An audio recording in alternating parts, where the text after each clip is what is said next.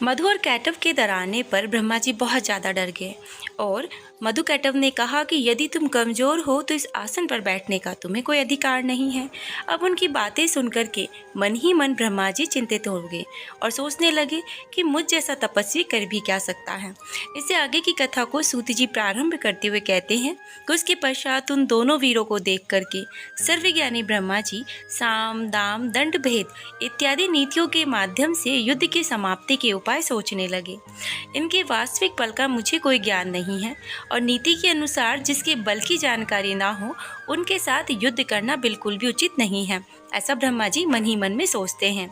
यदि मैं इन दोनों दानवों को जो कि मद से उन्मुक्त हो रहे हैं इनकी स्तुति करता हूँ तो इससे स्वयं मेरे द्वारा अपनी निर्बलता प्रकाशित होगी। निर्बलता प्रदर्शित करने पर इनमें से कोई एक ही मेरा वध कर देगा। इनके साथ इस समय ना तो मैं दान नीति और ना ही भेद नीति को ही उपयुक्त समझ सकता हूँ। अतः इस समय उचित यही है कि मैं शेष शैया पर सोए हुए चतुर्भुज एवं महापराक्रमी भगवान विष्णु को जगाऊं। मेरी विपत्ति वे अवश्य दूर करेंगी। मन में ऐसा सोचकर कमलनाल का आश्रय लेकर पद्मयोनि ब्रह्मा जी मन ही मन दुख के नाश के लिए विष्णु जी के शरणागत को चले गए।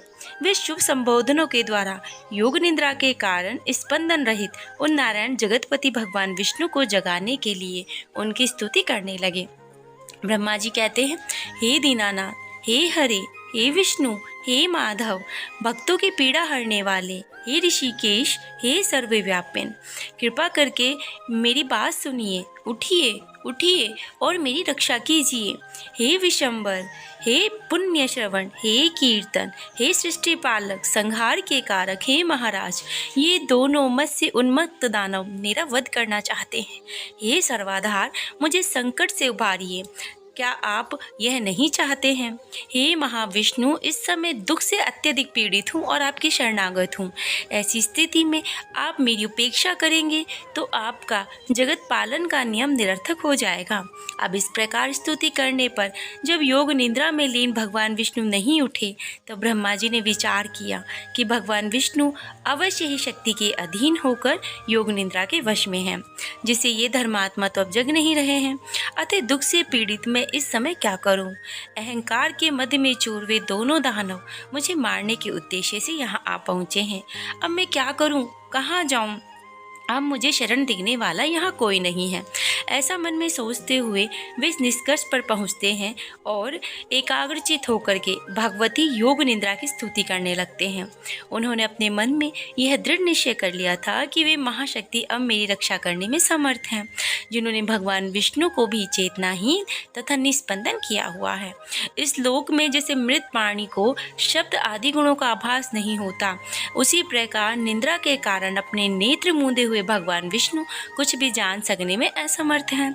मेरे द्वारा नानाविध स्तुति किए जाने पर भी भगवान विष्णु निद्रा का त्याग नहीं कर रहे हैं। अतः मैं मानता हूँ कि निद्रा इनके अधीन नहीं है, अपितु ये स्वयं निद्रा के अधीन जा चुके हैं। जो प्राणी किसी के वश में होता है वह निश्चय ही उसका दास बन जाता है। अतः ये योग निद्रा ही लक्ष्मीपति विष्णु की स्वामिनी हो गई हैं।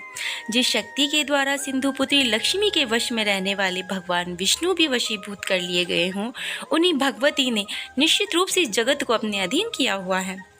मैं ब्रह्मा, विष्णु, शंकर, सावित्री, लक्ष्मी, पार्वती, हम सब इनके अधीन हैं, इसमें कुछ भी संशय नहीं है।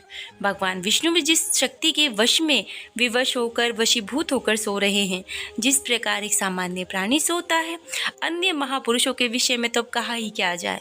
अतः मैं योग निद्रा का स्तवन करूँगा, जिसकी कृपा से निद्रा मुक्त होकर जनार्दन सनातन भगवान वासुदेव युद्ध के लिए उद्यत होंगे। ब्रह्मा जी बोलते हैं, हे देवी, इस जगत का कारण आप ही हैं। वेद वाक्यों से मुझे ऐसा ज्ञात हुआ। हे अम्बा, आपकी शक्ति से संपूर्ण विश्व को ज्ञान देने वाले पुरुषोत्तम भगवान विष्णु भी इस समय योग निद्रा के वशीभूत हैं। हे महामाया, आप सगुण रूप धार कर नानाविध लीलाएं करती रहती हैं, अतः आपके रहस्य कार्यों का सम्यक ज्ञान करने में भला कौन समर्थ है। तो हे भवानी, मुनिगण संध्या नाम से आपके गुणों को परिकल्पित करते तीनों समय निश्चित रूप से ही आपका ध्यान करते हैं। हे देवी, आप बुद्धि स्वरूपा होकर समस्त लोक को ज्ञान देती हैं और लक्ष्मी रूप से सदैव देवताओं को सुख प्रदान करती हैं। तो हे माता, संपूर्ण प्राणियों में कीर्ति, मति, धृति, कांति, श्रद्धा और रति रूप में आप ही तो विद्यमान हैं माते। हे देवी, प्रकांड निंद्रा के वशीभूत विष्णु को देखकर विषम दुखद की स्थिति में प्राप्त हुए मुझको प्रमाण मिल गया कि आप ही निसंदेह संपूर्ण जगत की जननी हैं।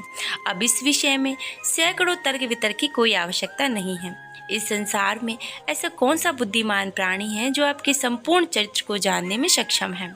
तो हे देवी, यदि यज्ञों में वैदिक विद्वान हवन कार्यों के समय आपके स्वाहा नाम का उच्चारण ना करें तो आपका देवगण अपना यज्ञ भाग प्राप्त नहीं कर सकते। अतः आप ही तो सभी देवताओं का भरण पोषण करते हैं।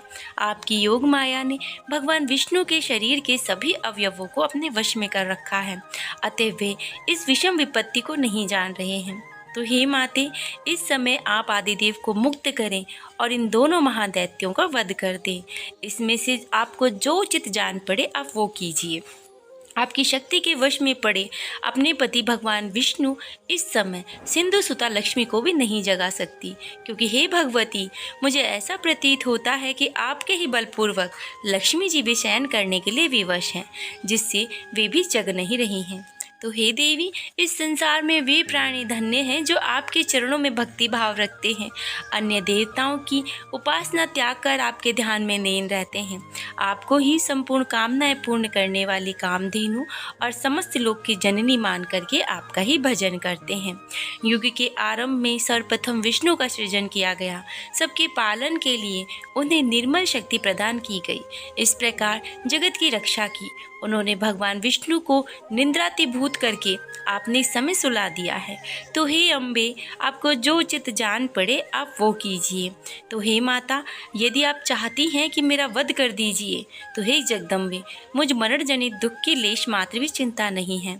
हाँ, आपको यह महान कलंक अवश्य लगेगा कि आपने जिसे सर्वप्रथम सृष्टिकर्ता बनाया उसे दैत्यों ने ही मार डाला। तो हे देवी, आप उठिए और अद्भुत रूप धारण कीजिए। बाल लीला कारिणी, आप अपनी इच्छा के अनुरूप मुझे मार डालिए और या फिर इन दोनों दैत्यों को मार दीजिए। तो भगवान विष्णु को जगा दीजिए जिससे वे इन दोनों को वध कर सकें। ये सारा काम करने में आप समर्थ हैं।